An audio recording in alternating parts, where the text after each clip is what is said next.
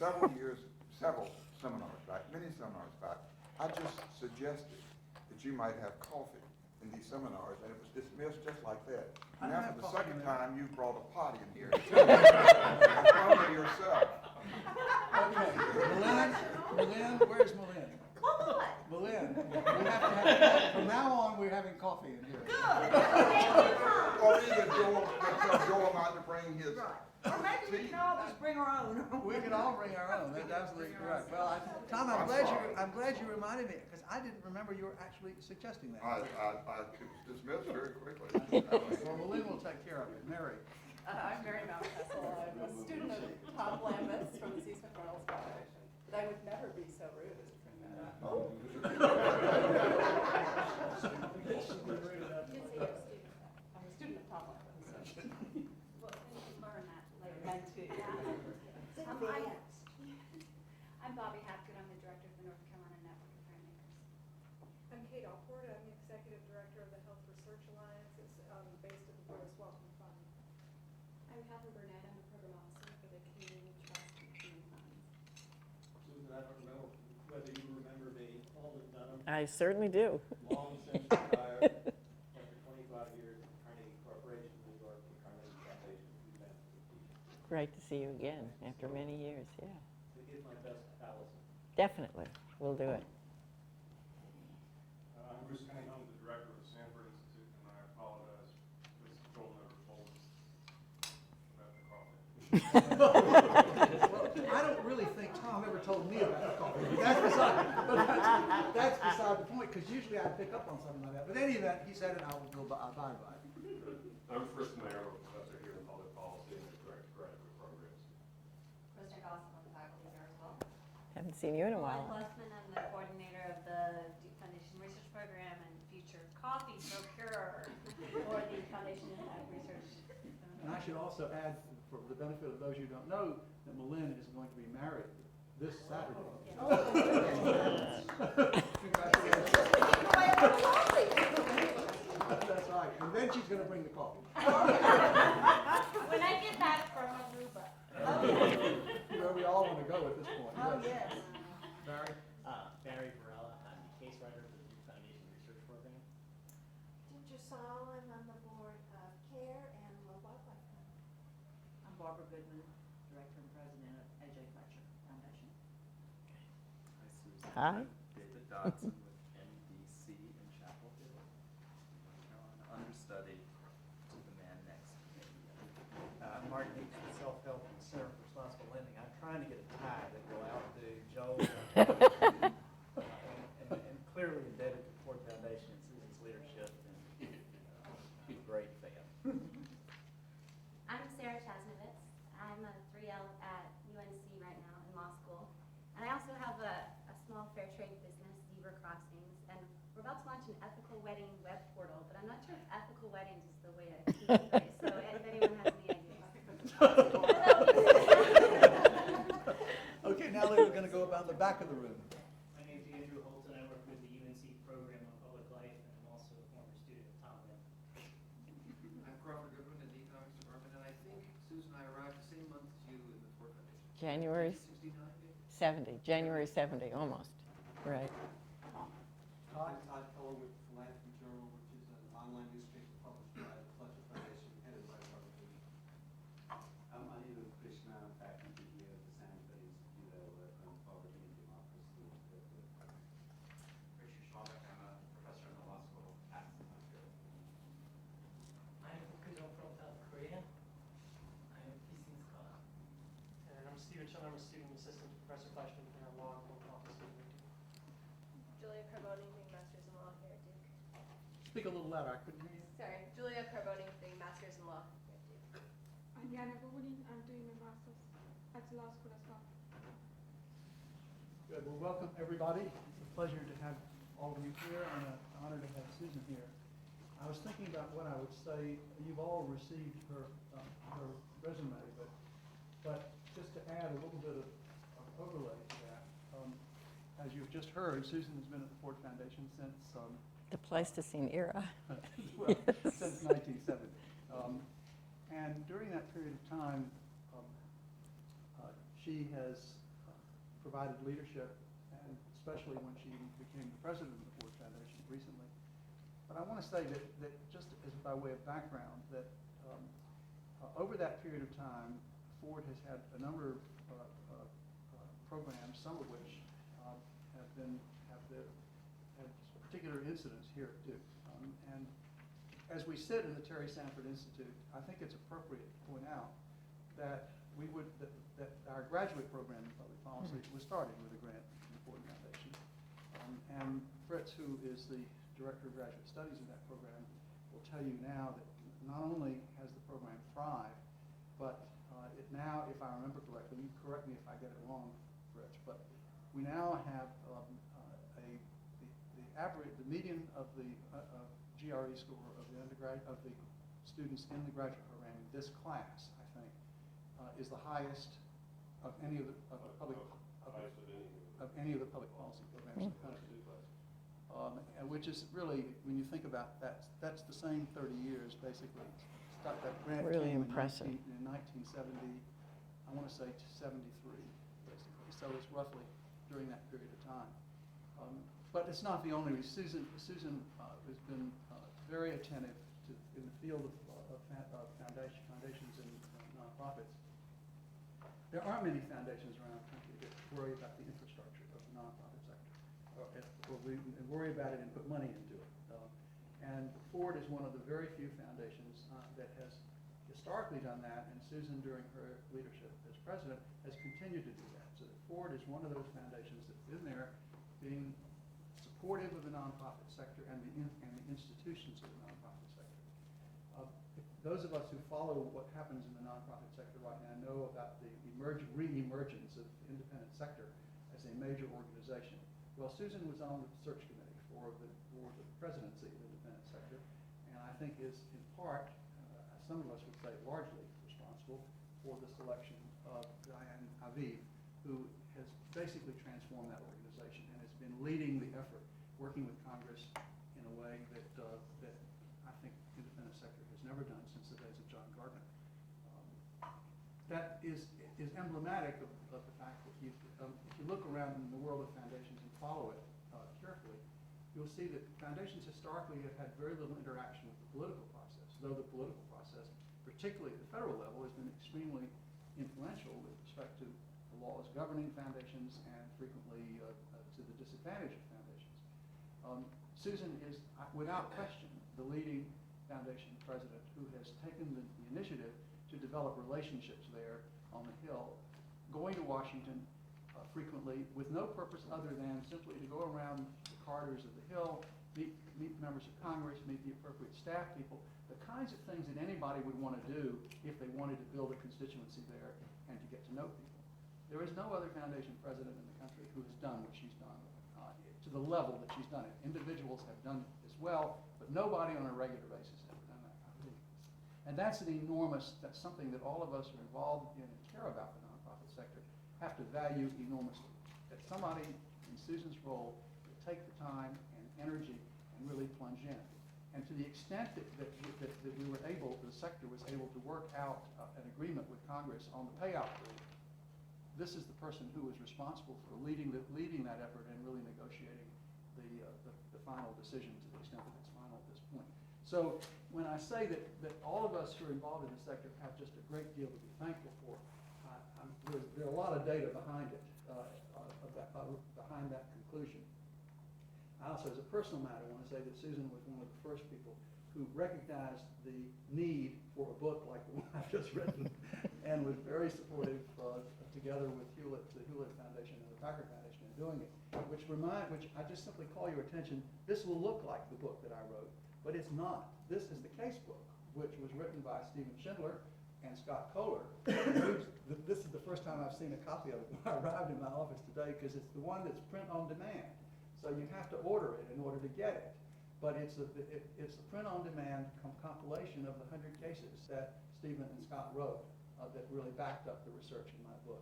So, and this too was financed by the Ford Foundation, the Hewlett Foundation, the Packard Foundation. So, having given the longest introduction, a longer introduction than I've ever given to all of the people put together, I think, But I felt that it was called on today. I hope you will forgive me intruding on Susan's time, but I just had to get that off my chest.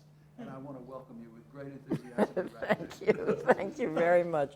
And it was an exaggerated introduction, I have to say, It was all but true. You can't argue well, with at any rate, it's wonderful to be here and to be with a group of people who know so much about this field, as all of you obviously do. I think it's a particularly exciting time with the number of foundations growing so tremendously and online donations growing in double digits, and all these sparkly mega donors that are with us now. It's fantastic. And all of this draws a lot of media attention to our field. I think that leaves for us a tremendous responsibility to make sure that how we talk about and frame our field is accurate and is helpful to the effectiveness of the field. And obviously your seminar is a part of that effort, and I hope I can contribute something to it today. I want to offer my own views today about what I consider a very important and I think somewhat dangerous dichotomy of old and new philanthropy. And I want to talk about this a little bit. As you know, this dichotomy is very popular now. People speak about it quite often, and they sometimes mean by it, I think, a distinction between sort of charity and change philanthropy. Sometimes they're talking about old in terms of years, new in terms of years, and sometimes they're talking about traditional giving versus venture philanthropy. But I think we can kind of blend that all into one idea, which is that the way it is now being talked about, new philanthropy is always better. It's less bureaucratic, it's more results-oriented, et cetera. And just to give you a sense of how this comes across, I'll just read a quote from a December 2002 Business Week article that said about new philanthropy. It's more ambitious, tackling giant issues. It's more strategic, taking the same systematic approach that they, meaning the business leaders, use to compete in business. Plans that get at the heart of systemic problems, not just symptoms. It's more global, it demands results, and all this requires a new level of involvement by donors. Joel has a quote rather like this at the end of his book that I won't read at this point. But I think you know, these are all familiar elements that we all hear all the time. And I am quite disturbed by this presentation of the field. I think it is inaccurate, and I think it's possibly dangerous, and that's what I wanted to talk about a little bit today. And I want to go back first and just put some definitions on the table. And let's think about what philanthropy is. I think philanthropy is an altruistic concern for human welfare and some kind of expression of that in some form of action or support or words or time or help. And in that sense, philanthropy spans a tremendous spectrum from charity to change. We're all familiar with that. And the first thing that I want to put on the table about this is that I'm very worried that a lot of people in our field are now disparaging the charity end of our field and saying it's really wasted money and we ought to be pushing more of it into the change side of the equation.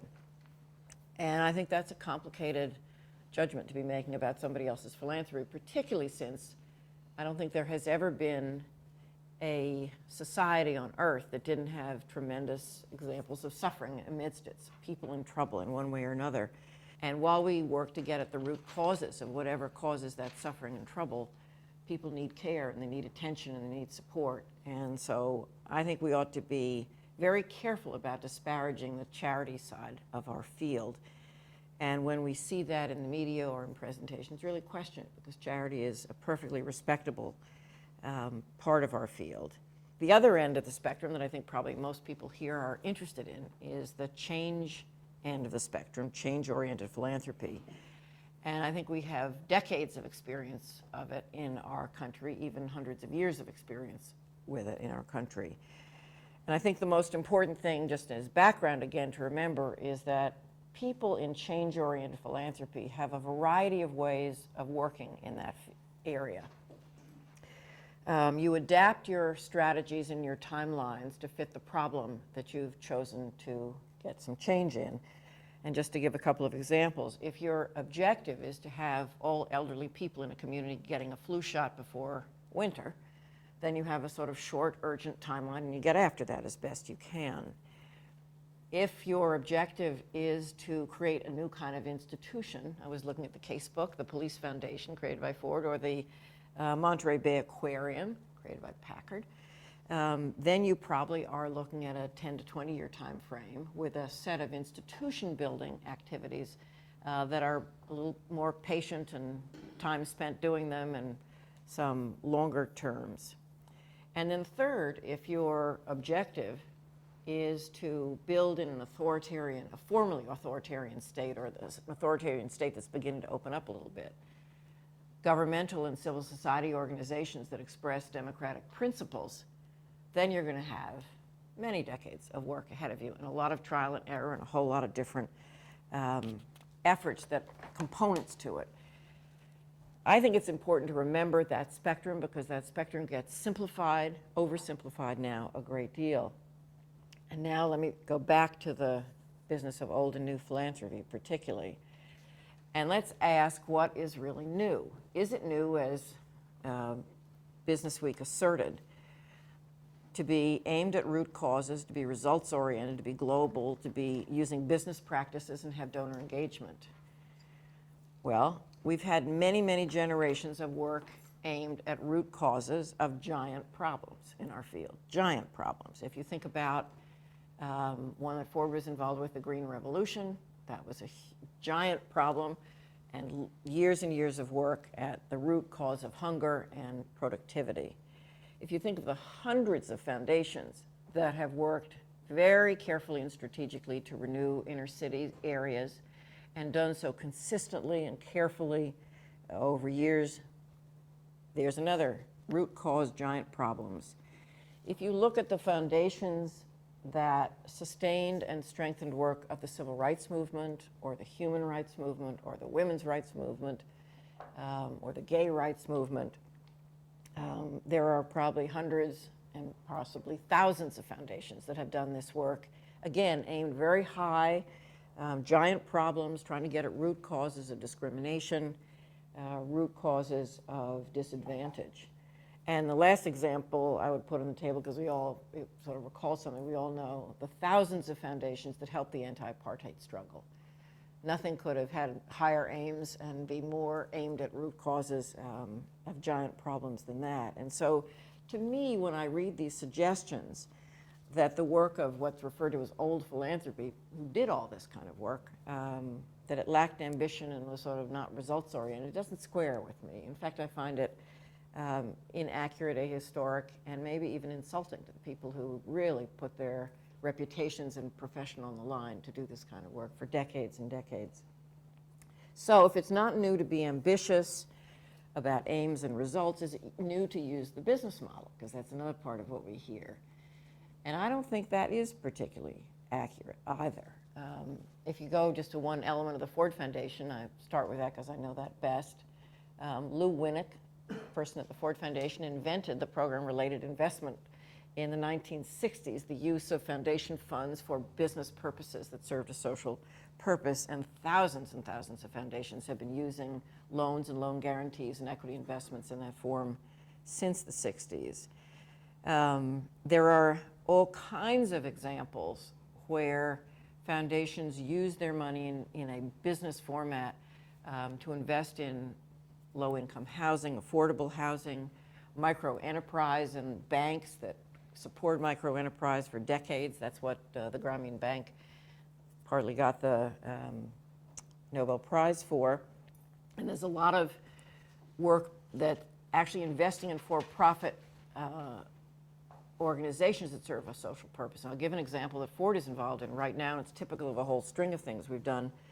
There are a lot of people who pay their bills by cash, and we're helping capitalize a for-profit credit company that will help poor people establish a credit record by doing this and sell this credit service ultimately.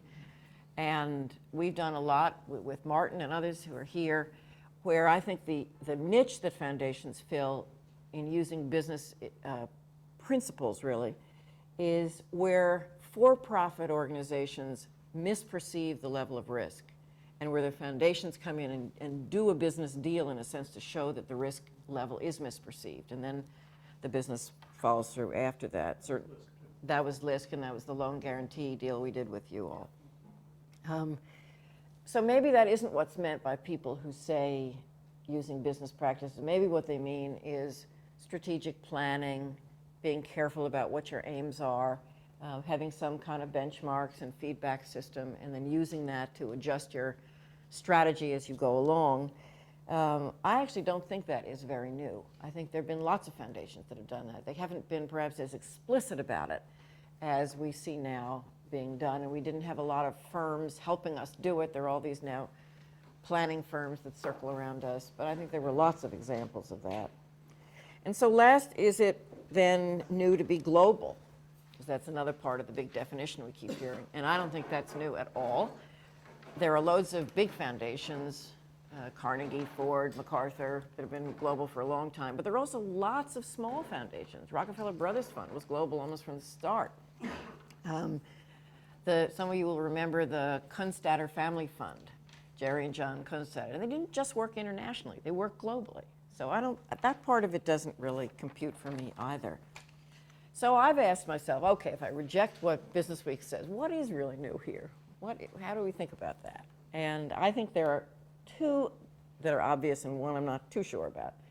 What is new is this mega wealth. Started with Ted Turner in 1997, now Bill and Melinda Gates and Warren Buffett. The scale of the assets being devoted to social causes and betterment of humankind in this philanthropic way is truly astonishing and exciting and fantastic. And so they can work on a heroic scale and one hopes achieve heroic results. But heroic scale doesn't guarantee heroic results, so we really have to see what happens in the end. I think the second thing that is new is obviously the source of much of this money is new technology. Fantastic companies with fantastic leaders, very able people who are bringing us life-altering inventions, powerful messaging, a kind of hip global image, pushing the envelope. And I think these qualities get transferred to their philanthropy, even when the philanthropy may not be that different, but it's just the way we perceive them, and so we perceive their philanthropy that way. And that's exciting, because it's bringing a kind of excitement to our field. But it may not actually be that the philanthropy is that new. And then the third thing that's new, and I'm sort of a mixed feeling about this, is it does sometimes seem that there's a larger percentage of people coming into philanthropy, the new donors, who think of themselves as problem solvers rather than patrons. And I really believed that for a while, and I still sort of believe it. But I'm now finding that as I talk to veteran fundraisers about this, they say no. That many of the old large donors always thought of themselves as problem solvers, and in fact demanded a seat at the table and wanted to be in on decision making. So I'm not so sure how new that is. But it may be that the way they are being covered in the media now creates that impression. These are activist problem solvers, and that's good for our field. So there is a lot of excitement that's coming to our field because of all this. But I think we should first of all just keep clear about what is new and what isn't in that. And it's certainly helping us feel exciting about the possibilities in philanthropy. And I think if we look at our era, we see on the plus side these huge advances in science and technology that we've experienced in the last couple of decades, curing diseases, prolonging life in ways that just 20 years ago we couldn't have thought about, the fantastic communication around the globe and what that's opening up for us, and then the amazing learning about human origins and our genetic heritage. These are all fantastic new things that are coming on at the same time. But I think we also have to keep in mind the minus side, the huge gaps in income and education around us, the damage we're doing every day to the Earth's surface and atmosphere, the horrifying levels we have of violence and injustice and prejudice. And it seems to me the real challenge before us is whether these enduring and terribly dismaying problems of human behavior and human attitude can somehow be addressed by what is exciting and new that's coming into our field. And some of it seems promising. Certainly I don't think we've scratched the surface on how we can use technologies to improve access to education. We ought to be able to bring the rule of law to people's lives better and quicker now by having good reporting mechanisms and sort of instant feedback and response systems that maybe are possible. So there is a lot new that can be brought to problem solving. But I also am concerned that as we try and do that, we're seeing a lot of old professional philanthropy being discounted. And I worry a little bit about that. I think some of the writing about new philanthropy so discredits old philanthropy that it is undermining what is actually professionalism in our field. There's a lot that has been learned about how to work and not work in fields of education, in law reform, in inner city neighborhood reform, and recovery. And we have to be very careful, I think, to, as we celebrate what is new, underline what is professional and traditional that we've learned and not seem to disparage it, because I think people pick up the disparagement and then think there's really nothing to this field. It's just sort of simply you come into it and you do things and cure problems like that. There are two very exciting things about the new philanthropists as part of public education, coming back to the point Joel was making about how little people think and know about our field.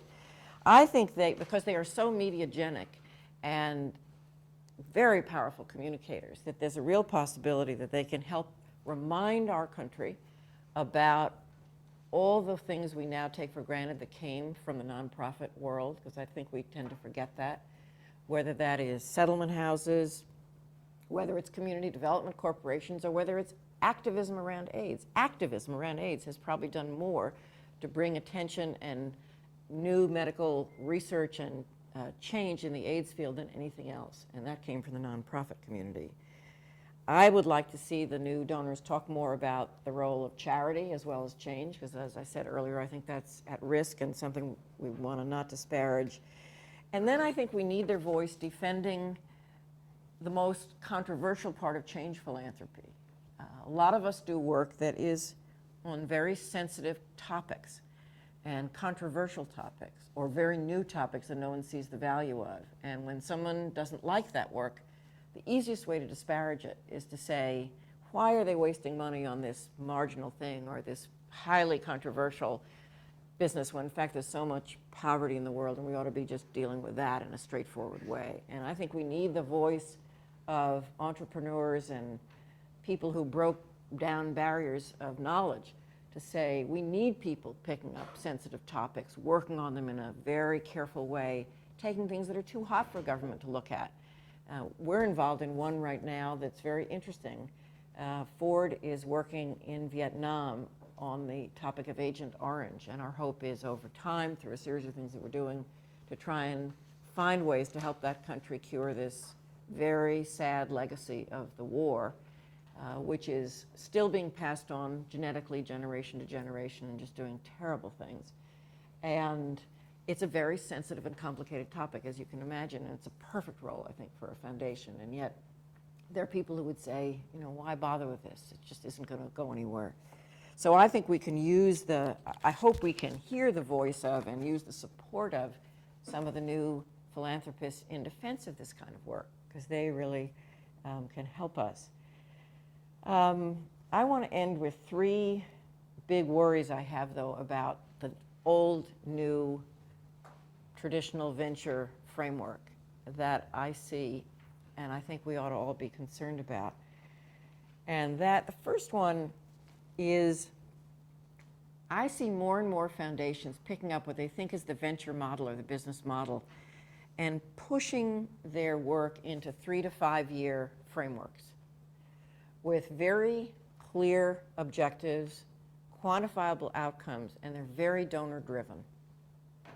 And this is being presented as following the business model. It probably isn't the business model, but it's being presented that way, and the venture model.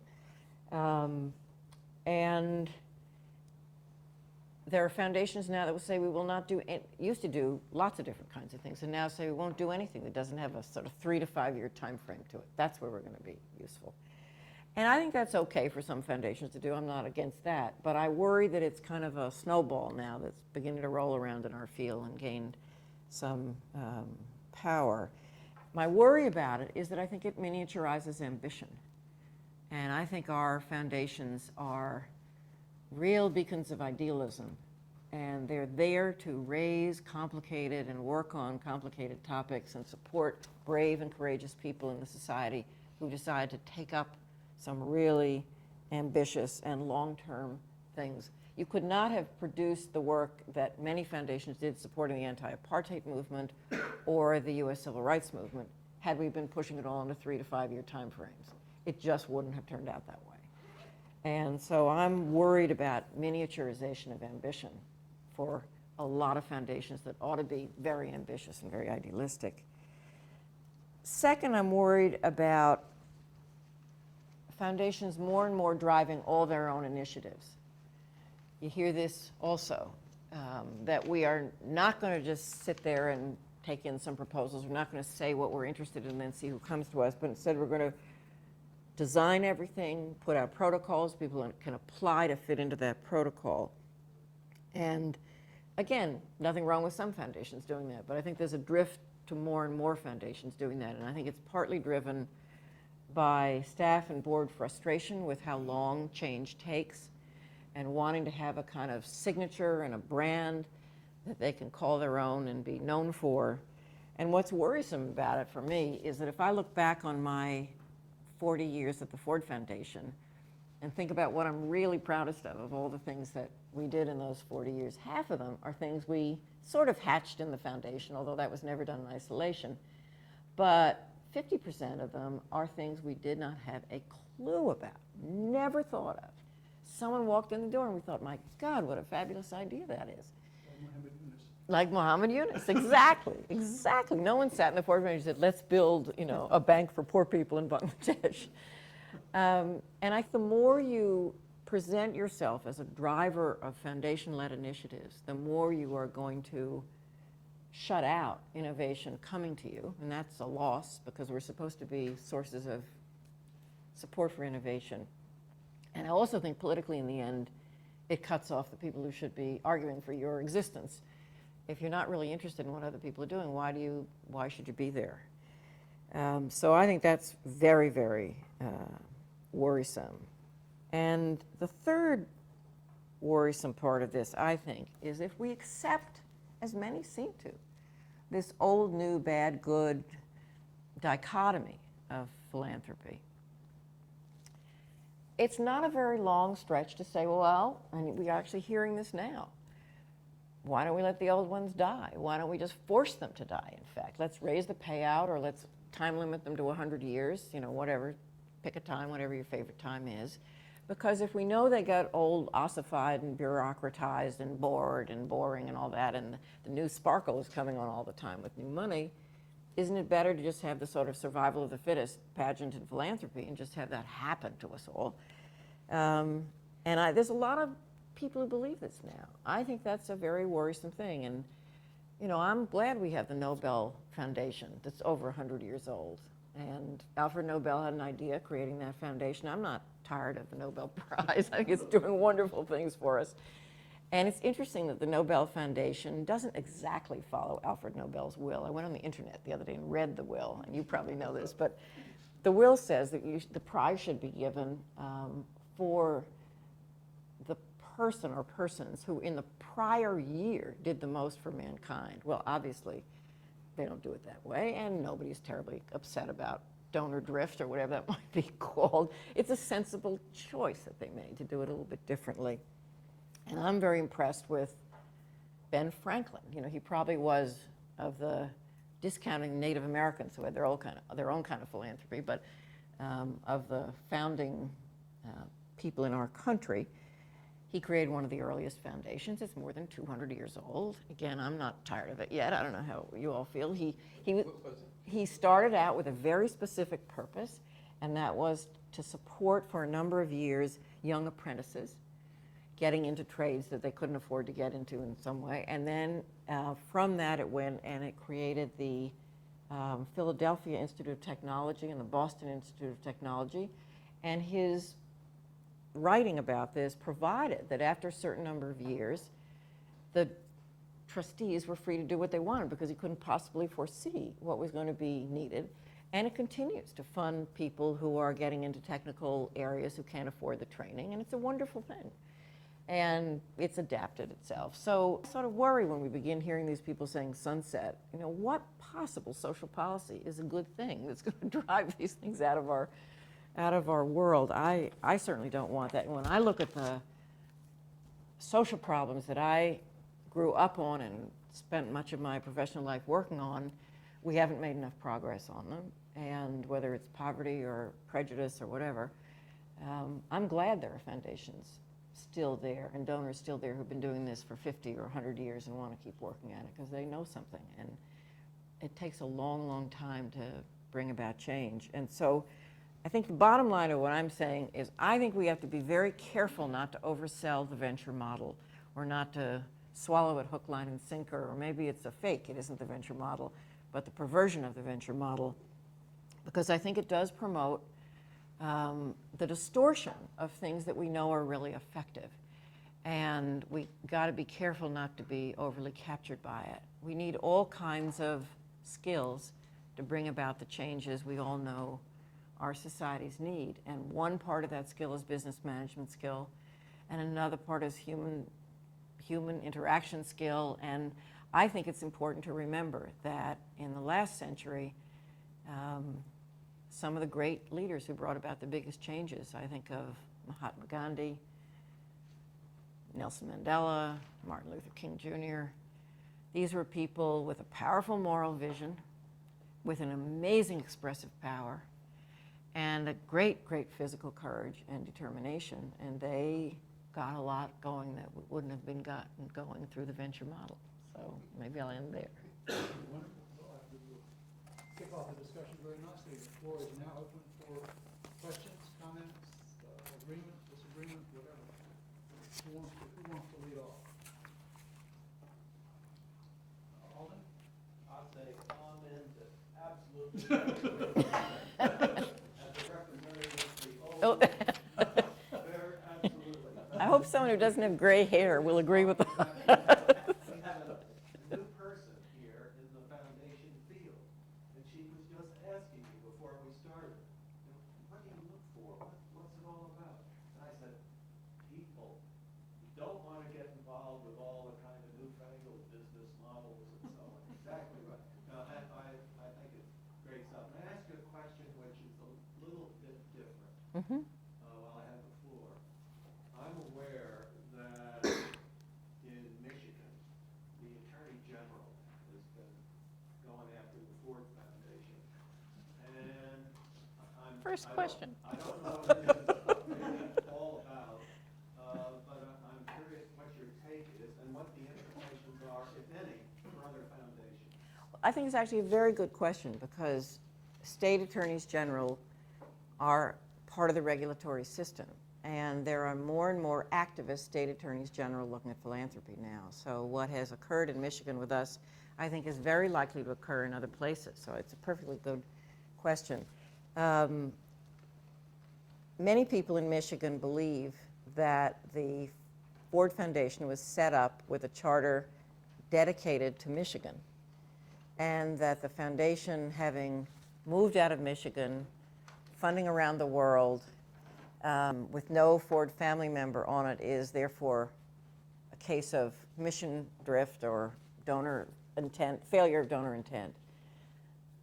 And the Attorney General criticized us in those terms, that we were not giving enough to Michigan, that we were not engaged enough with the founder and the founder's family and all that. There's nothing in the foundation's charter that speaks to this at all. And in fact, Henry Ford II was the chair of the board when the foundation decided to become a national and international foundation, change the board accordingly, move the headquarters to New York, sell all the Ford Motor Company stock, and Henry and Benson left the same year, 1976, not providing for family succession in any way. That's a history that's not understood. But I think what the Attorney General there and in other states often will try and do is to focus the foundations that are charged in that state on that state. And so I think it's a dynamic that will come up quite a lot now. And our position has been from the start that if we get good proposals from Michigan, we're very happy to fund them, and particularly since Michigan is in a terrible economic state right now. And just as we moved into the area of Katrina after the terrible hurricanes and floods and everything, and just as we worked in New York very intensively in the fiscal crisis, we want to be working in Michigan. Until recently, we did not get very many significant proposals. In fact, I took a list of the proposals to a meeting in Michigan about 4 months ago of last year's proposals, and they were things like, you know, a town wanted a new police car, and someone wanted to make the bird of the state, a little statue of the bird of the state. It was, you know, perfectly okay things, but not what we do. And so I sort of challenged them as they come back to us with some very good things. Now we have a wonderful stream of good proposals coming to us that are really focused on the economic challenge of that part of the world right now. And so I'm very happy to be doing more. Is he going after Kellogg as well? There was legislation, there was legislation introduced by a Democrat and a Republican in the last session, it died, which provided that foundations over a certain asset size, and Kellogg was up there with Ford, would have to give a certain percentage of their money in the state and would have to give to the kinds of things the founder gave in the beginning. And that legislation died. But I think this kind of activism is going to be there. I don't see just what the case could be, legal case could be. There is no legal case. There's no legal case. I have quite a bit of gray hair, though not quite as much, but I also want to agree with you and say that a couple of years ago I was writing a law review article about why nonprofit law in the United States is so difficult and doesn't work. And I was doing quite a bit of delving into the history of philanthropy and nonprofits, and so I was struck by the fact that the idea of what we now call venture philanthropy is really not new at all, and in fact seems to sort of bubble up cyclically. And as I tell students, Sarah in fact was in my nonprofit law class a couple of years ago, the statute of charitable uses itself includes language that basically of investing or what Ben Franklin later did. So basically setting up tradesmen as a legitimate charitable purpose. So there was charity, I'm sorry, I forgot the other.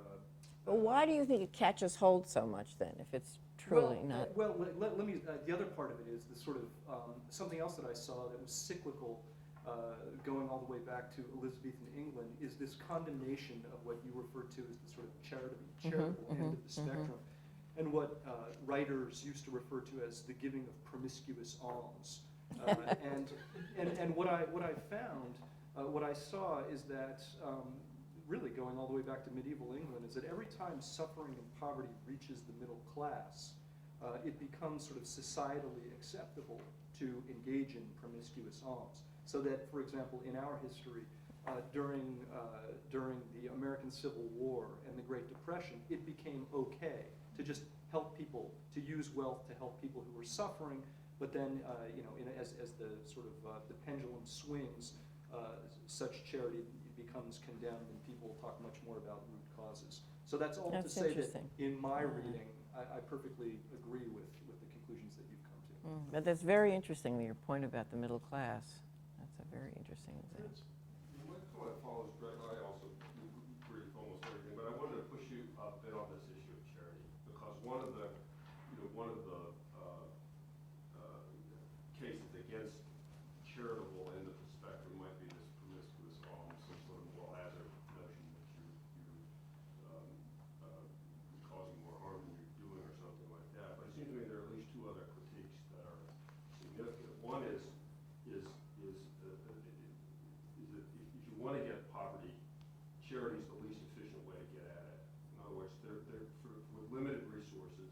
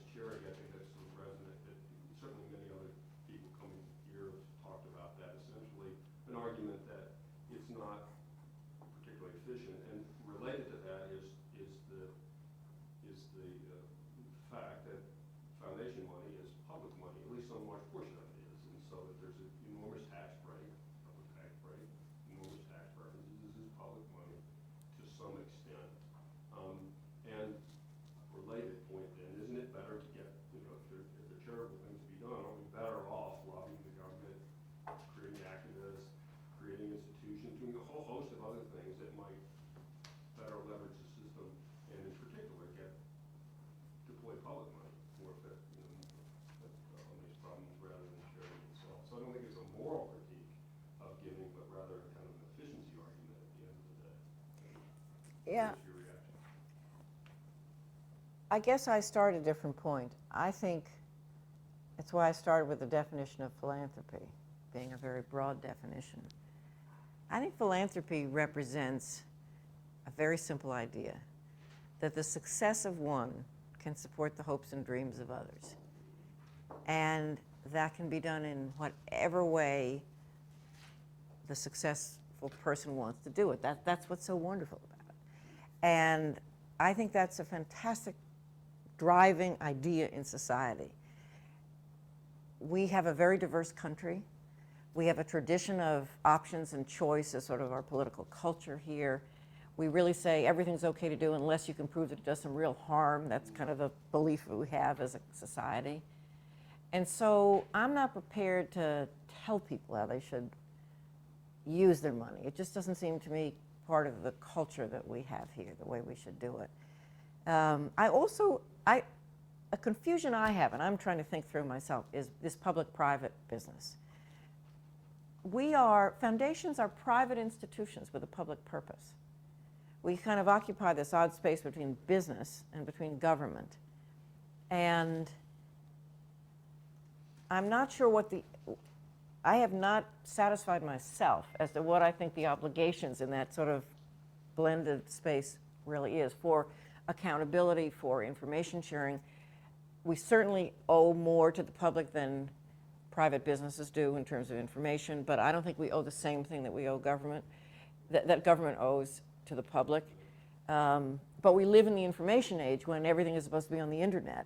And so there's an expectation of a higher level of communication. And this question of what we are, whether we're private or public or this blended thing, is very interesting to me. And I'm unsure of where it leads, actually, at this point. There certainly are lots of foundations. You hear of this a lot in family foundations where they say it's our money. And that is the wrong way to think. It isn't their money. They got something in exchange for putting it in this form. But it also isn't like government money. Rich?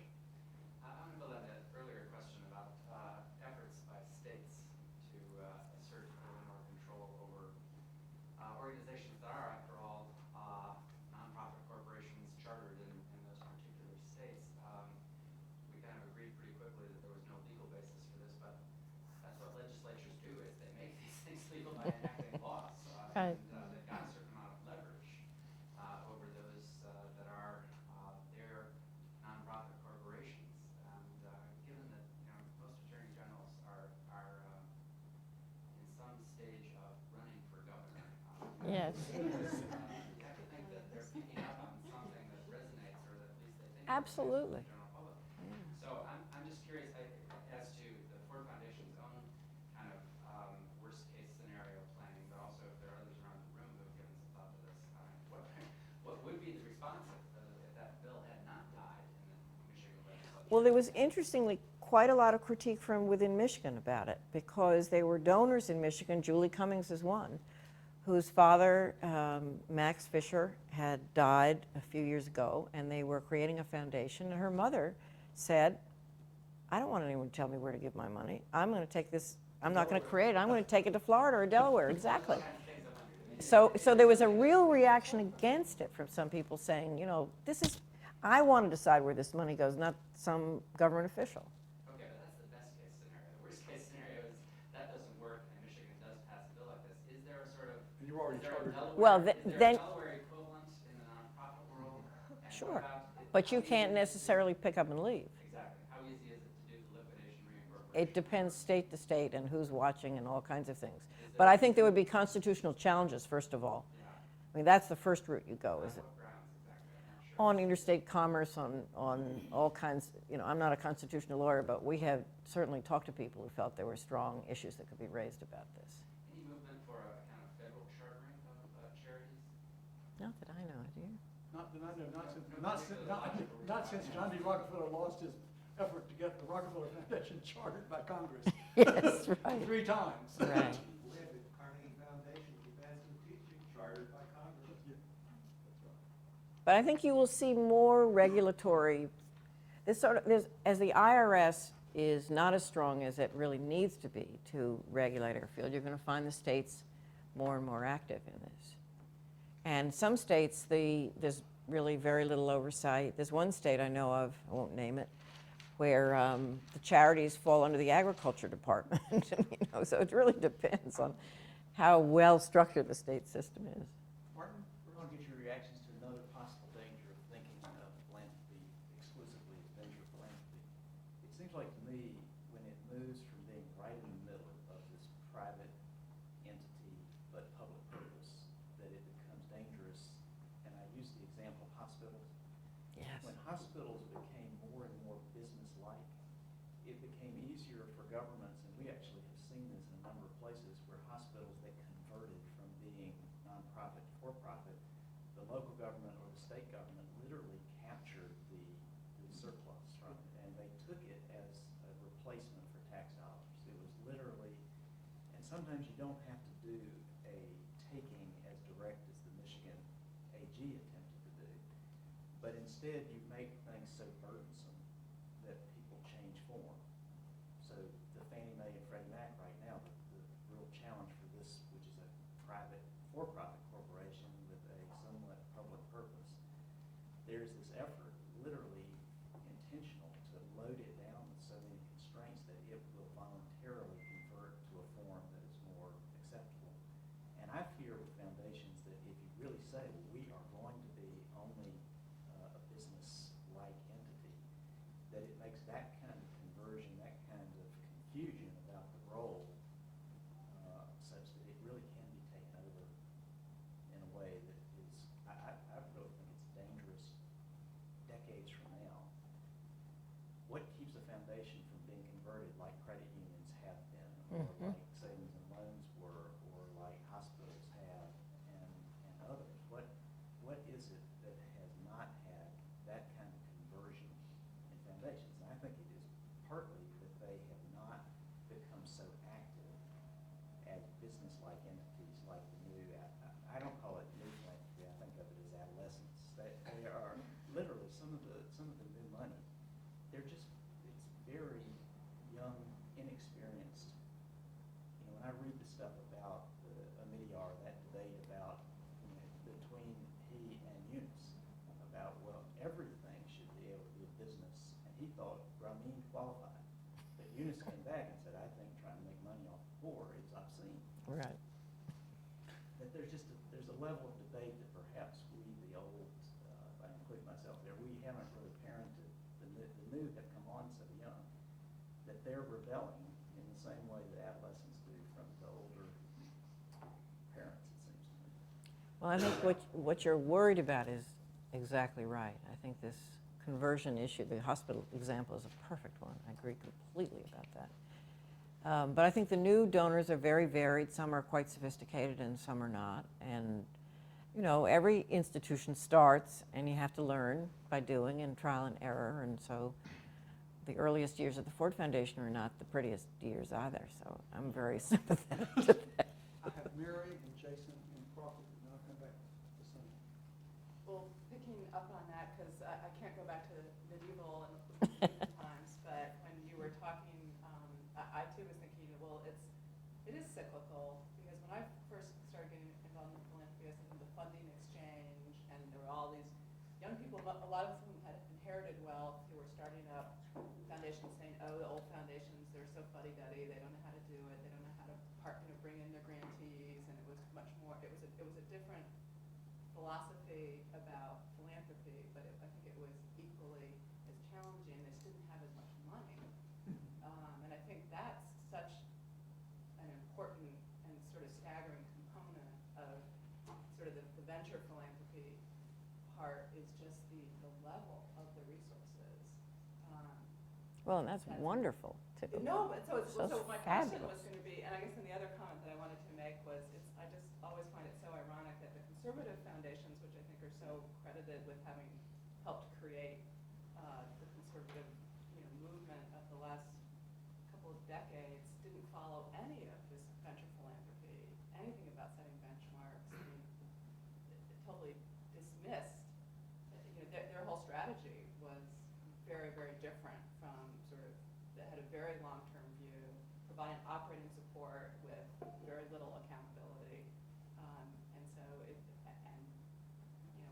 big vision and we're in it for the long term. So I just think it's ironic. But so my question to you is going to be, how do we engage, and I'm sure, you know, a lot of people are coming and trying to learn from Ford, engage these very, very wealthy people who I do think want to do things so that you are able to maximize their energy, their entrepreneurial spirit, and their know-how, and to build on the learnings of places like Ford and Rockefeller and other places. And how can you combine those two to more effectively target the research? Well, in any good partnership, everybody brings something to the table, and everybody's got something that someone else learns from. And I find that in every partnership we have with new donors, they bring a different perspective, sometimes a different timeline, sometimes a different set of contacts. So if you get in good partnerships with people, that's one, is just designing things to work together on a given problem and take the time up front to make that planning process and understanding process work. The second is, I think every foundation that has been in these fields for a while has an obligation, and Joel writes about this in a different way, to share what it knows and what it's learned. And I don't think they do a very good job of that. We have this thing called Grantcraft. Some of you will know Grantcraft. It's on our website. If you just go on Grantcraft on the internet, you'll find it. We've spent about $6 million over the last 10 years on this, which has practical guides for grant making, videos, case studies, all to explain as best we can what we and other foundations have learned. We do it not just at a Ford experience, although we started at Ford only. I think you have an obligation as an institution to try and synthesize what you know. I don't agree totally with what I think Joel believes, that every evaluation ought to be out there on the internet. You do believe that? Yeah, I don't. Except where they might harm. Yeah, and a lot of them can harm organizations.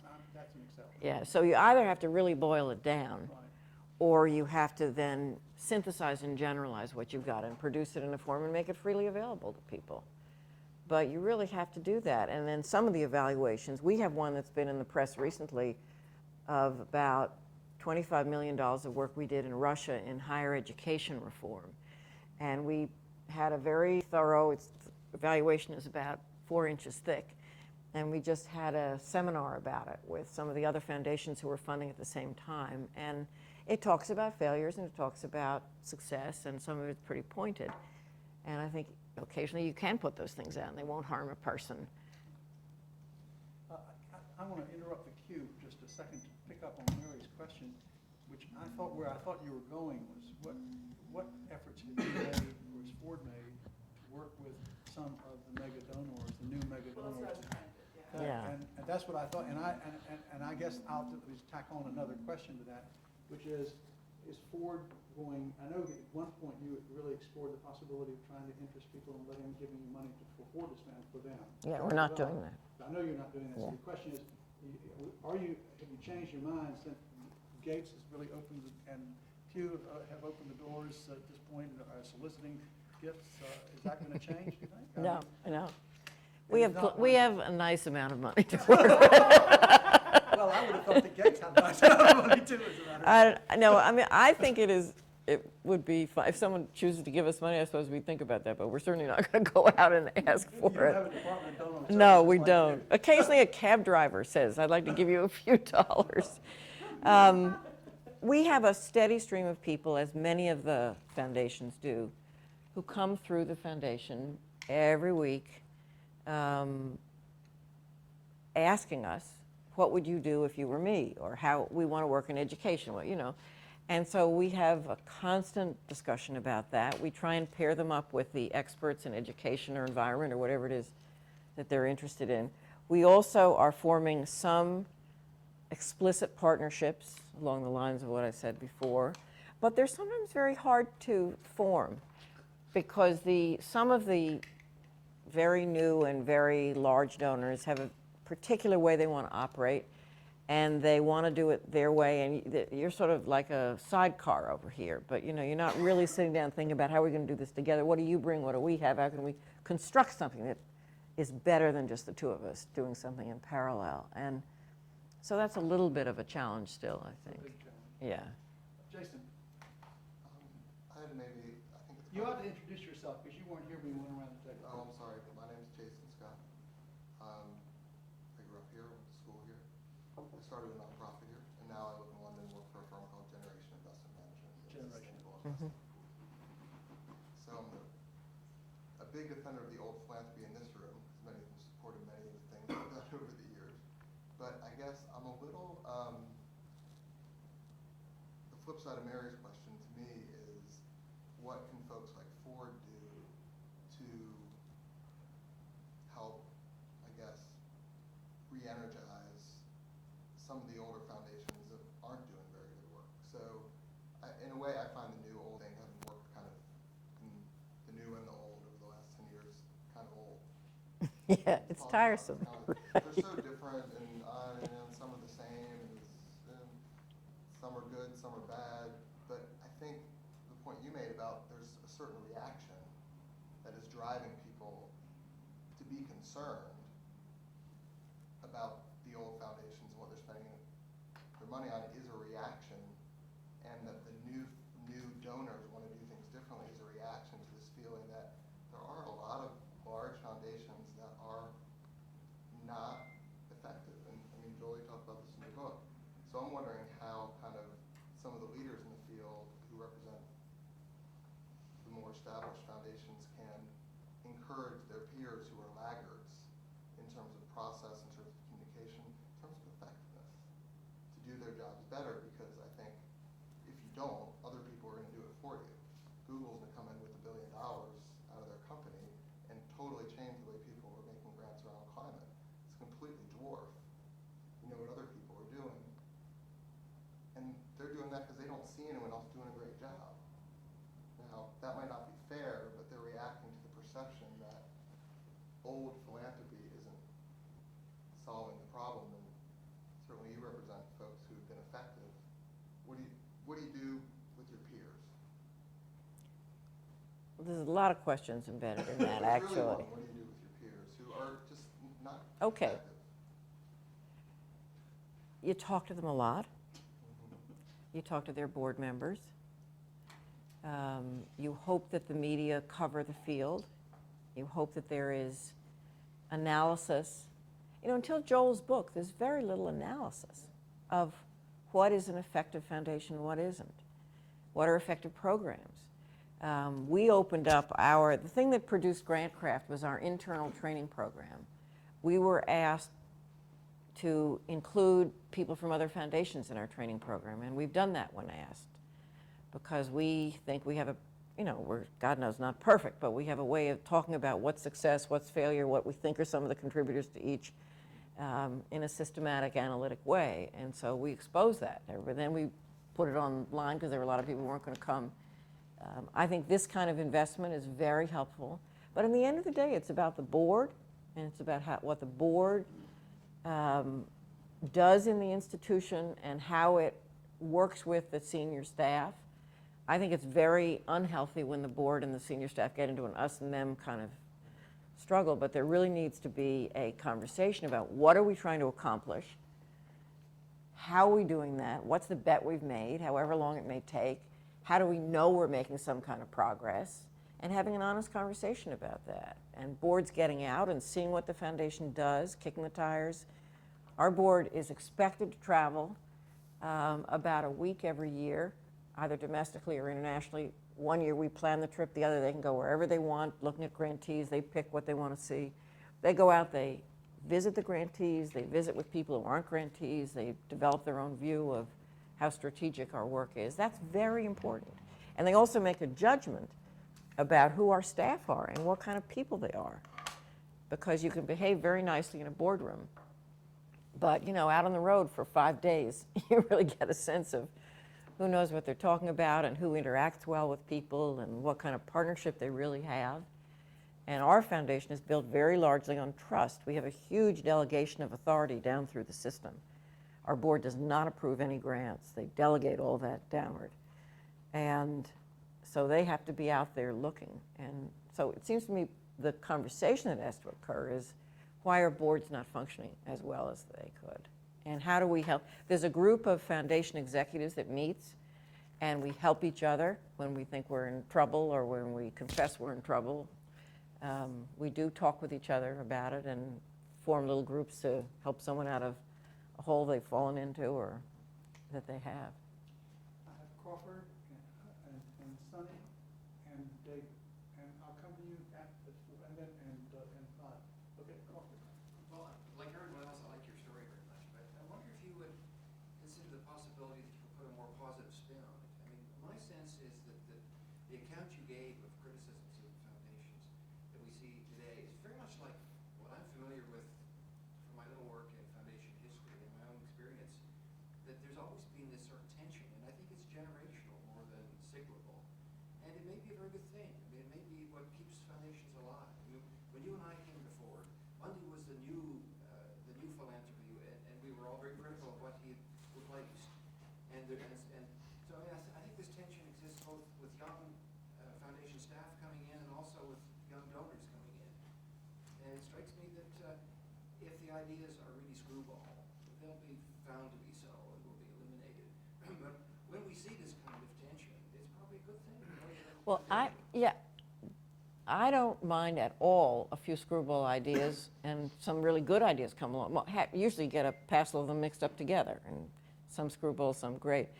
I'm not worried about that tension. What I'm worried about is the implication of the tension in having more and more foundations, what I think is distorting what they're doing to fit the business model, buying into the old new, and therefore taking away the option of perpetuity. I think that's a real risk, and I think that would be a tremendous loss for our society. And so it's more the implication of the tension and how it can play out in a political and policy sphere than the thing itself. Because you're right, people coming in and challenging and saying they've got a better way, that's healthy, it's very good. It forces you to say what you really know about what you do and what you do well. But I think these other things, the miniaturization of ambition and the worry about forcing people into one kind of philanthropy, which is time-limited and focused in certain ways and certain kind of models, I think takes away the beauty of what this field really has always been. And therefore it worries me. Sonny? Trying to change my question so it gets beauty into it somehow. But I wanted to go back to the discussion about charity. You ended up your comments by saying it would be a shame to lose this charitable focus, at least for some of the work of philanthropies. And you said, and the reason, and one statement you made at the time is, we know that's been effective.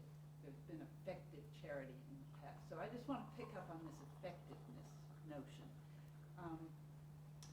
because I like the idea of foundations playing a role in, and the way I'd interpret charity is dealing with the symptoms of problems, as opposed to dealing with root causes. So there's a lot that can be said about root causes. But if we just focus on the charity, how do you decide whether the foundation is making good decisions and dealing with that charitable aspect of it effectively?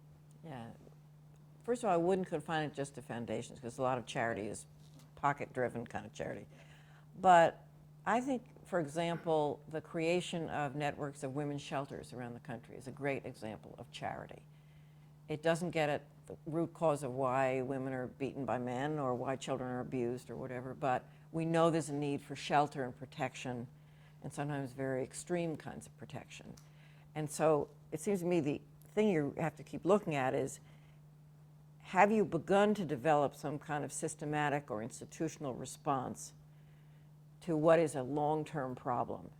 And is that in some way linked to thinking about how to get at the more root cause?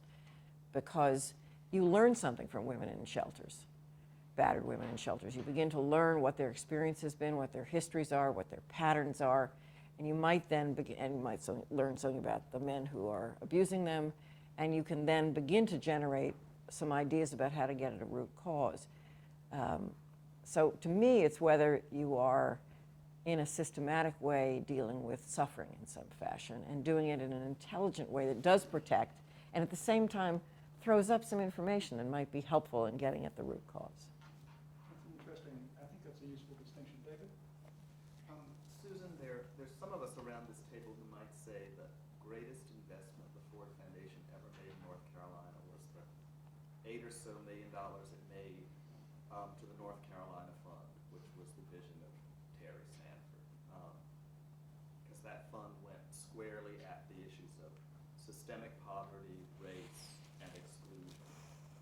Lasted for 5 years, so I don't know what that says about the 5-year rule, and then spawned a culture of leadership, a network of organizations that we still enjoy today, the legacy of that. And that investment went squarely at just some of the most serious fault lines in American society, race, power, inclusion, right at the intersection. It gave people cover, it stiffened people's spines, it made it safe to do countercultural work. So my question is, whether it's old or new philanthropy, my perception is that today, most philanthropy shies away from working at those fault lines in the way that the North Carolina Fund did. If that's true, my question is, does the work of philanthropy belong in part addressing those fault lines in society that are holding us back? And if part of philanthropy belongs there, whether it's old or new, what rules would you suggest for successfully navigating that kind of space, which is so difficult and potentially disruptive, but so vitally important for making the society be what we want it to be? And, in particular, I hold that model of 45 years ago, there was a convergence of people and ideas that just went into an extremely brave area and came out the other side intact with wonderful results. So do we belong in that space, and what rules should govern how we navigate that space? It's a great question. I don't know that I can do it justice, but I certainly believe we belong in that space. And I think there are fewer and fewer people occupying that space in philanthropy now, that you see much more picking off of a kind of small element, important elements. Very important that we have good public education it's a contributor to poverty alleviation. But if you are only thinking of getting good curriculum and good teaching in the schools in very disturbed neighborhoods, you're not going to get there in the end. So we need much broader conceptions, I think, of how we're working. And I think we see rather little of that today. I think in a way it's what the attack on it was sort of behind, in one way, the attack on the Gates investment, the Shell thing.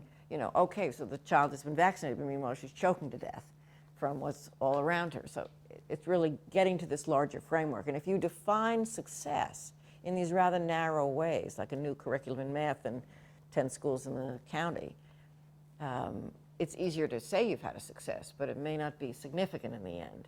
So you do have to force it wider. And it's very hard to do that. And the closer you get to sensitive fault lines about race, for example, the more controversial it is. And I think I don't know what I'd say as rules, other than to say, as a manager or leader of a foundation doing work like that, you have to have your board really with you, because you're going to get hit over the head, and rugs are going to be pulled out from under you, and you're going to be critiqued, and you'll make mistakes. Things will blow up in your face. And you and your board have got to be just like that. So there's a kind of relationship with the board.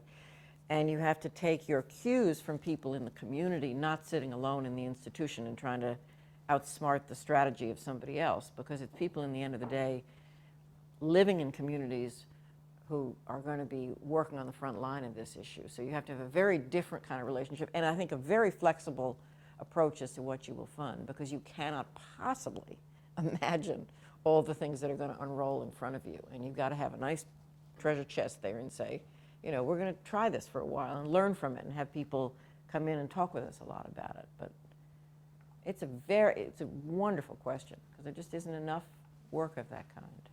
Todd, and then Ted. Oh, I forgot, I'm sorry. Todd, yeah, you go first. Stand up, yeah, so everybody can hear you. More than anything else, I want to start from my story. I made my name, American name, Jonathan, because of the last lecture, Jonathan Fenton, as the presenter.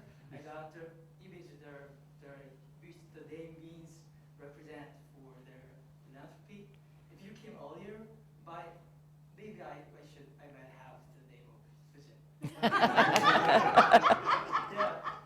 Yeah, from today I want to go by the name of Jonathan. It's my story. And first of all, I know you are one of the most powerful 100 women. I saw by Forbes. I saw the article. I'm honored to listen to your lecture today. And my question is, you mentioned you want the dichotomy between the old and the new philanthropy, and I think it's really the phenomenon is related with their emphasis on their accountability and their objective. The clear objective. It means because they're in the business model, the organization should produce some the visible outcomes. But in terms of the accountability or effectiveness, I think the old organizations and the new organizations can be complementary. I think it's quite possible because the old foundations is already had their reputation and their fame, and then they contrast to the new ones, they can see for the old or the long-term object. I think it can be a blue ocean. What do you think about it? The complementary role distribution on the old and new philanthropy organizations? Well, I don't think there's any body of evidence that proves that either old or new philanthropy is better. There is probably an equal proportion of effective philanthropy in each box, old and new. And so it's not the fact of being old or new that makes you successful or effective. It's how you do your work. And so you're right, new actually brings a lot. I think a lot of the entrepreneurial vision and skill that the new philanthropists bring to the table is very valuable and isn't present to the same degree in some of the older foundations or older philanthropies. But the older foundations bring to the table a lot of scar tissue, having worked on a lot of these very complicated issues for a long time. Well, presumably some learning. And some learning, right, exactly. And knowing what are the interest groups you have to think about? What are the barriers that are likely to occur? How is this going to hit you in the back of the head when you don't think it's going to happen? What is going to be the rock in the road in front of you? So there's a lot everyone brings to the table. So there is a complementarity. I think that's right. But I guess what I'm concerned about is the over-association of new with better and then all the implications that flow from that I was talking to Crawford about a while back. But, I just would say I was listed as one of the 100 most powerful people or whatever it was. I was also listed the year before as one of the 100 most dangerous in the United States. So Is that the FBI? No. I've got Todd and Ted and then Barbara. There's a book out called The 100 Most Dangerous People in America. I forget actually. Do you remember? No, it's not Horowitz. No. Hmm? Was Tom Lambert on that list?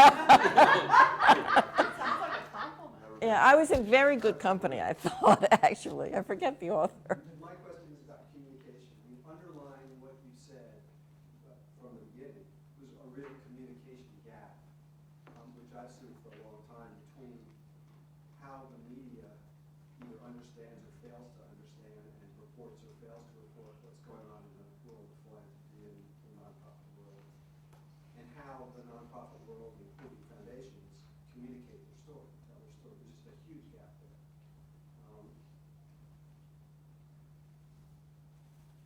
Just for example, David Dotson's NBC came out with a great study just recently about the role that foundations should be playing in the South and the importance of their playing role.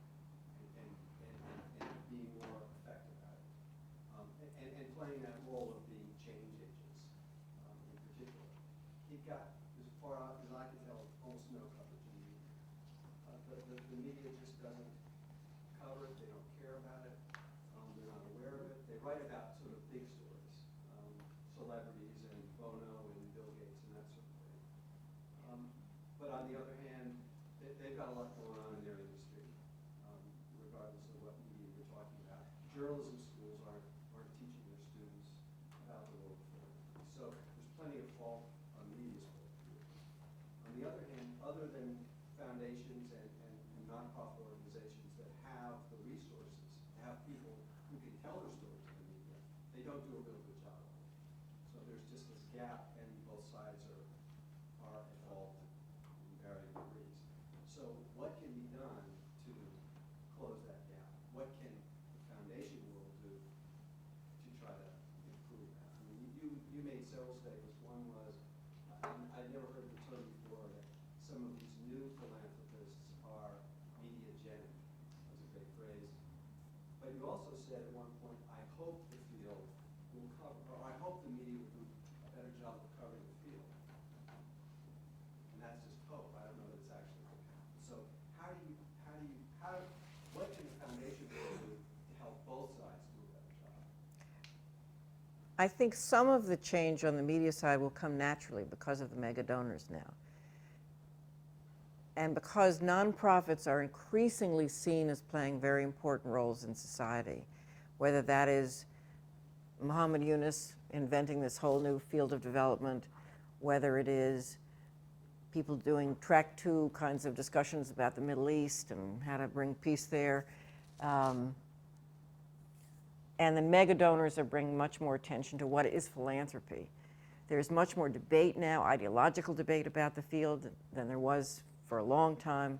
So I think in one way, the media side of it will grow more naturally. On the foundation side, I think we've seen a big change. A lot of foundations now have communications officers. They put out bulletins, newsletters, whatever. Most of them are sort of self-promotional rather than analytic.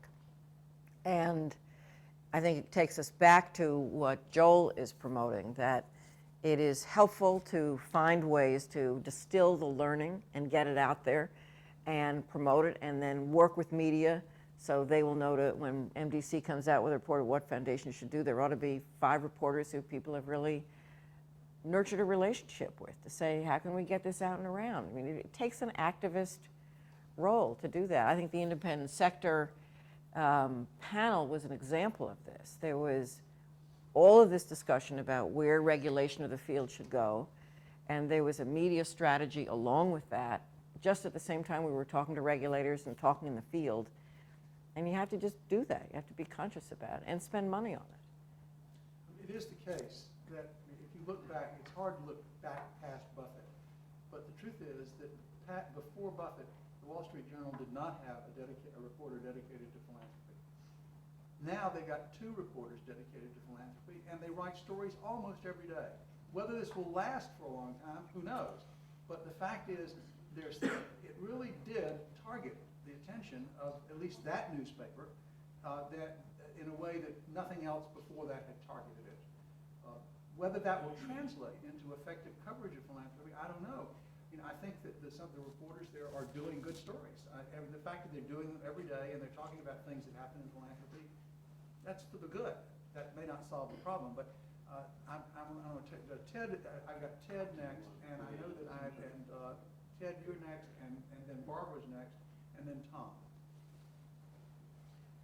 Susan, one of the characteristics of the sort of entrepreneurial culture that's produced a lot of the new philanthropy is that you sort of wear failure on your sleeve as a mark of honor. I mean, entrepreneurs will talk about how many times they failed before they finally did something. What would be your observations about the capacity of the old versus new philanthropy to admit mistakes, cut bait, make mid-course corrections? I mean, I can think of examples in both sectors. Yeah. Taking this foundation pulled the plug on a huge urban initiative. Gates Foundation, with its small high schools project, probably made the biggest bet ever made on an totally untested idea, and they're now doing some pretty serious adjustment to that. how much is this gonna change the culture of Foundation Difficult? I think the distinction between old and new is not great in this. You'll find that kind of course correction in both categories. But the more we all talk about failures and what we learn from them, the more that becomes part of the natural lingo. And I think that just comes along with more, coming back to your point about communication. If, you know, the old days when I started 40 years ago, people thought we're doing good work, and if anyone is going to talk about what we do, it's the grantees for the most part. And there was a hide your light under a bushel idea. That's totally, totally different now. People really understand you have to be out there. Mostly they think in a self-promotional way. But now I think there's a real shift towards more accurate description of what you've learned. I mean, things like grant craft, distilling it in a very generic way, as well as in a more foundation by foundation way. So I think you'll see it will become much, much more a part of the culture, because it's going to be so visible. The failures of the mega donors are going to be so visible, as the Gates small schools thing has been, that it just becomes part of what people talk about. And, you know, everyone still is cruising on. It's not the world isn't falling apart because someone had a failure. We once did a thing with our board. We wanted to get our staff more comfortable talking about failure. And so we asked our board members who were business people to come in and each talk about a failure that they had had and how much it cost and all that. Of course, the numbers were just wildly out of proportion to what we were thinking about was an embarrassing thing. It was a great idea, and they told these hair-raising stories that our staff just loved, because they thought, this is, you know, if they can do that, you know, surely we can confess a few of ours. Barbara. This might not be applicable, but I'd like to ask it anyway, and come down to a state level. Sure. We're a state foundation, and we work in social justice and advocacy at the legislature. And I guess with the exception of Z. Smith Reynolds, and they're a large foundation, we really don't have any players with us, particularly when it gets to the tough issues. You know, whether it's the death penalty, whether it's trying to get clean needle program. I mean, it's our foundation that we transitioned from the arch to this in the last 3 years. So we really You took on something very different, yeah. But I guess it may be new philanthropy within a smaller foundations or statewide foundations.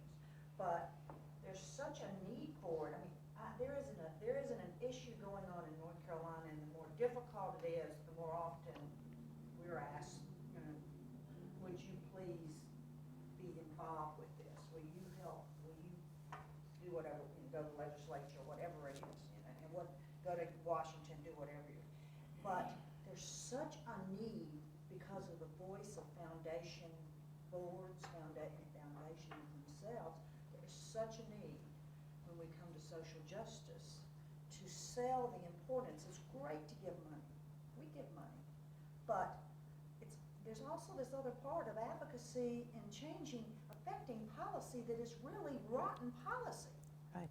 See, it's like you're putting money in a black hole and there's this thing on top that's gonna, it doesn't matter what you do, like a boat, just keep putting it on down there.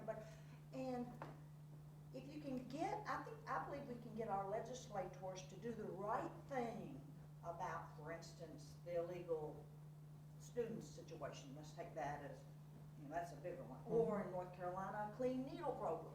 We don't even have that. But I believe that we could get our legislators, whether you're talking about state or national, to do the right thing if foundations would get behind and have a voice there. And they, for some reason, there's something about that, and I don't know what that is. I don't know how to change it. I talk a lot about it. I mean, it's known that we do it. It's known, I write it, Todd writes it. We even have a political watchdog on board who writes every day about it. And it's known we do it, and everybody's just glad we do it. But no one else wants to totally step up there with us to think progressively together. I'm not, except my good friends over here.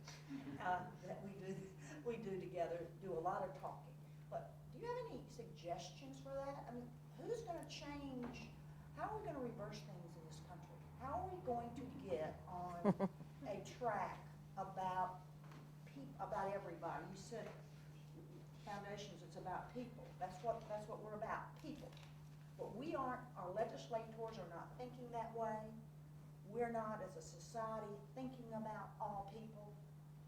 It's the haves, the have-nots, and how are we going to get back to society of people? And I believe foundations have a role there. And the bigger foundations can do a whole lot more than those of us.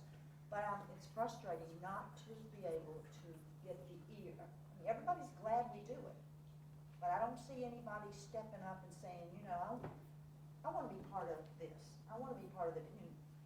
I don't see it. I don't see anybody criticizing us, but they're just not willing to do that. Am I wrong on that, Tom? You're always right, Ron. You're extremely dangerous too, by the way. I haven't made the list yet. Just wait until the next. Yeah, next year, next year.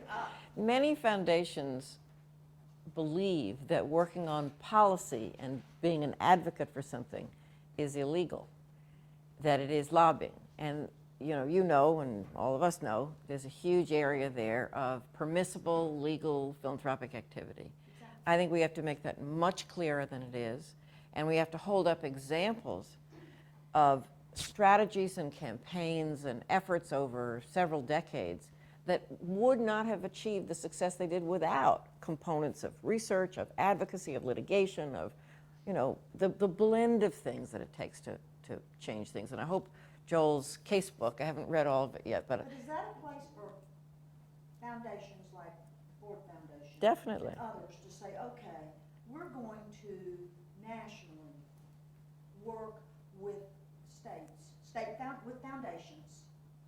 We're going to make this effort, and we're going to show them, one, what the legalities are. We know they're there, but they're not scary as foundations think they are, and that they can be very successful.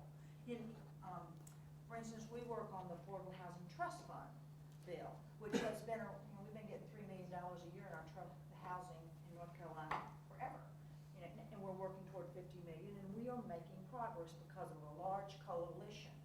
Now, the foundation could have chosen to have built 2 Habitat houses, or we could choose to work with the Justice Center and the Housing Coalition and all the different folks. And we can do both. And we can do, we need people to feel comfortable, and maybe that's a role for a larger foundation, is to be that example of how you do this successfully. And I think it's a role of both small and large foundations, actually, because there are examples of small foundations that created fabulous coalitions of activist advocates. But I'll give you one example from Ford. We became concerned about 4 years ago that the battle around affirmative action was really crucial, and we believed that it was going to go to the state level, which clearly it was and has now. And we decided, since we had funded in the field of affirmative action for decades and felt very comfortable in that space, even though it was controversial and complicated, we believed there were many more local and state level funders who could be brought into that area if we provided a kind of safe haven in a way. And so we put out a big challenge grant, $10–15 million, and said it would match local and state organizations that wanted to come, foundations that wanted to come and dedicate some money to affirmative action activities and defense of affirmative action principles and research about the effectiveness of affirmative action and understanding public attitudes towards affirmative action. We now have 32 donors who weren't there before, and it is a big national coalition that's working. I wish I could say we were being successful. So far we have not been successful, but it's exactly in that mode. And what I'm finding now is that at the local level or state level, in the partnership are some people who now are organizing their whole state and doing a wonderful job, and something we could never have done. So these partnerships are possible, absolutely. Don't you actually have an intermediary, in fact, she's spoken here Yes, yes, public interest projects, yeah. Public interest projects. She's running the affirmative action one, yeah. So, I mean, it was Ford set up, really, and gave them money to retail out to state foundations and communities and things of that nature, so it's an example. Yeah, and we often try and think of a national problem and then work with 10 states or 10 organizations across states, definitely. Tom? This is not unrelated to that, but I really go back, I have a question in a minute, Susan, but it's the juxtaposition of two things you talked about. One is, I'm certain it is true that Gates, Buffett, of philanthropy, is probably going to attract more media attention to foundations, and that's probably good. That's good. In one of your earlier remarks, you talked about Jerry and John Kunstadter and their international grants making, which if you know was really a modest effort, I think great philanthropy, sometimes literally done around a breakfast room table in their apartment in New York. My fear is that the message of the Gates-Buffett operation might be to the Kunstadters out there unaware that they can be philanthropists, that they never can do like that. They never can achieve anything like that, so Yep. why try? So my question is, should we worry about that, but also, should maybe the Gates-Buffetts of this world put some of their money into some way telling all of those little philanthropists out there that they really can be important? This is a really important question, and I've been asked that question almost every time I've given a talk recently. It's very much on people's minds. You're telling me it's not original. It's not original. You have a way of capturing. Old the moment. philanthropy. You have a way of capturing the moment, Tom, and you've done it again, so. There are two pressures that will go in that direction of discouraging the small philanthropist. That's one, and the other is the regulators. You know, most people who look at the field say it is unregulatable because there are so many foundations at the base that are small. And I hope we can get to an electronic filing system and all these, new technology ways of monitoring our field better, because right now there are regulators who believe you shouldn't allow a foundation to exist if it doesn't have $50 million in assets, because it just isn't worth trying to regulate it, and they think a lot of misdeeds go on at this bottom level. Probably no more there than any other level, but that's what they think. So you're absolutely right. This, I think, is a worry that it will discourage and drive away the small donor who, in fact, can do very, very interesting things. And that's why I think the field needs much more coverage of the point that I was trying to make, that people have their idea of how they want to run their foundation. If they want to run it around the kitchen table and they have small amounts of money, and Jerry and John Kunstadter did a fabulous job, I think, of what they were doing. It made sense what they were doing. They were analytic. They traveled out to Thailand and wherever it was to see what was happening with these little grants that they made. They were wonderful. And we need to shine a spotlight on those people and say, this is extremely rewarding and interesting work if that's how you choose to do it. And there is a model there. There's nothing wrong with it. Were there any, there was a question over here. I know that Barry had his hand up. Anybody else? We're going to take one more question, and then that's it after Barry. Okay, thank you. Both you and Joel spoke of the need for increased transparency and communication in the direction of the foundations toward the public, and this is in large part, I guess, being expressed on the internet. One of the beauties of the internet is that it's a two-way street, and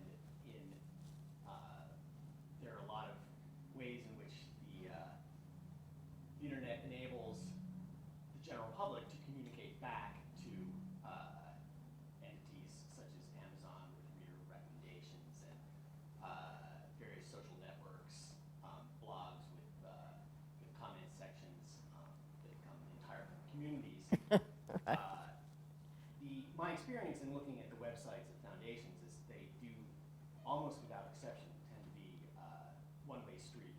There's communication out, but nothing in the way of communication back, either apparently or on the part of the grantees, or especially not on the part of the general public. There was an article last week in the Chronicle of Higher Education. The author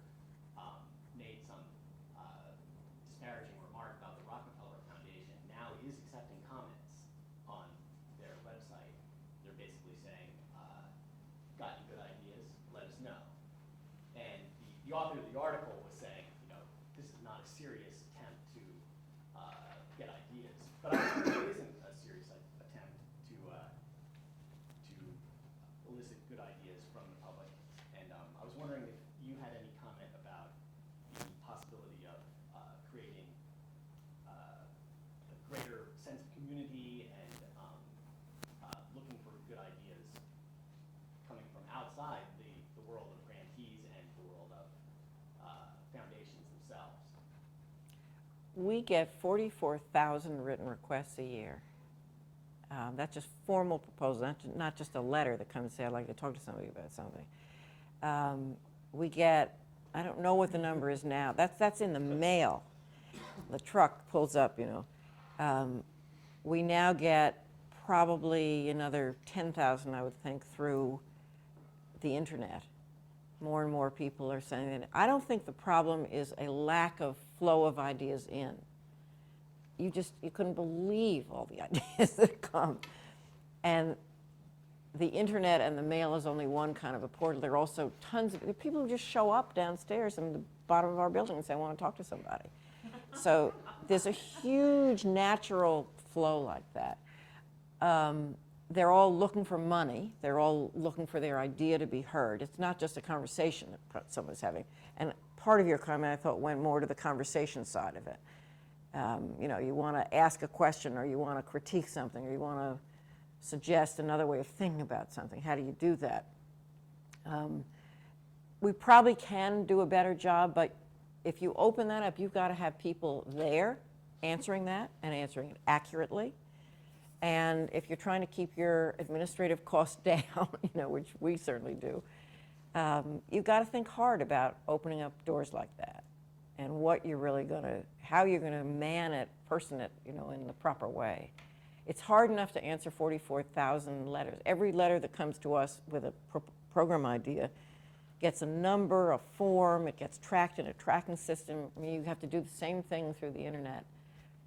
So I think it will be an open portal of people sending in ideas, but I think it'll be a long time before people really want to have 10 people sitting at computers waiting for someone to write to them and ask them a question, because it's just going to be very, very expensive. Little staff doing it. Last question, Alden. Just following up on the earlier one, sort of the flip side about the size of foundations. I'd like to hear your view. You're now small potatoes, 12.5 million, something like that? 12.8, as of this morning. Can foundations be too big for Gates? Is there going to be a backlash? Private power, unelected, all of that, Congress getting involved? How do you see all of this playing out? Can foundations be too big? It depends on how they run their business, I think. If they are perceived as being well-led and open to ideas and having responsible and some diverse people representing different parts of the community on the board or in the staff, and in the staff, I think it undercuts a lot of the fear. How foundations use their money will totally determine whether they're seen as too big and dangerous. You know, before Gates came on the scene and before Buffett came on the scene, there was all this writing about philanthropy as foundations were a sort of a stealth force in society operating under the radar. That was when, you know, we were the biggest, and they weren't just writing about us. So there's always a worry about an unaccountable force in the society that's so dominant or manipulative in one way or another. And so I think it does come back to the governance of the institution, the behavior of the institution, and the effectiveness of the institution. Susan, thank you very much. It's been really stimulating. Thank you.